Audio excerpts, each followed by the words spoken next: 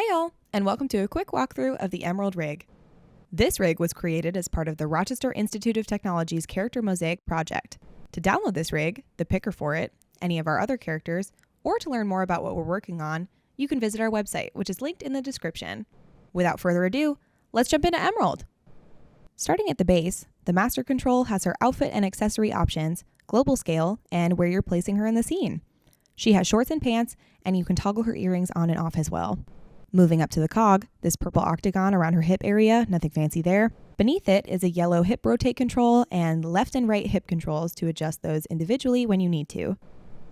She has a spine IK-FK switch, which is this little sphere back here, where 0 is FK and 1 is IK, and you can switch between them.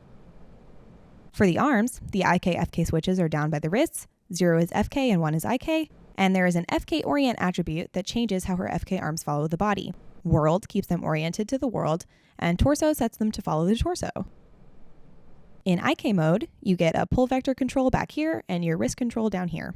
The pull vector can be switched with this PV follow attribute. By default, it's on arm, so that when you move the wrist control, the pull vector follows.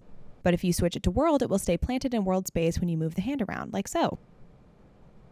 The clavicle controls can be used to adjust the shoulder positioning, either by rotating or translating them. And then checking out the hands, there is a master hand control that lets you curl and spread all of the fingers at once if you need something quick. Then each finger has a base controller that lets you do the same, curl, spread, and roll.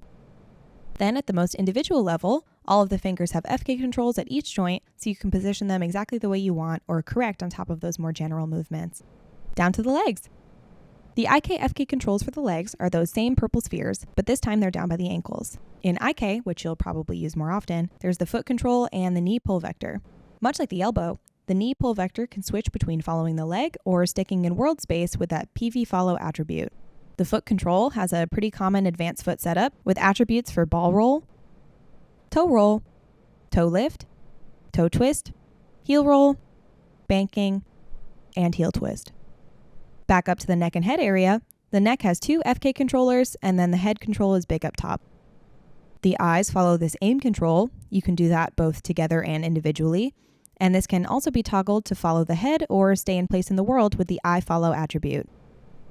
Moving into the face and working our way down, the eyebrows have a slightly bigger main controller on each of them for positioning the brows, and then several smaller controls for shaping them. The eyelids are very similar.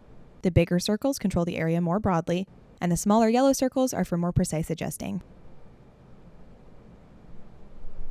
The center control for each lid has a blink attribute that at 10 brings the lids together to a blink position, and at -10 opens them up the other way. The cheeks and nose all have soft controllers for you to push and pull those larger sections of features around the face. The jaw opens the mouth, revealing top and bottom teeth and an FK tongue setup. The lips feature, like the eyelids, major controllers for broadly shaping the mouth, and smaller controls for more precision. Lastly, her hair and earrings, if you have them on, have simple controls to allow you to add some secondary motion to your animations. And that's about all there is to her. Emerald is the first of the rigs we made on this project and is probably the simplest.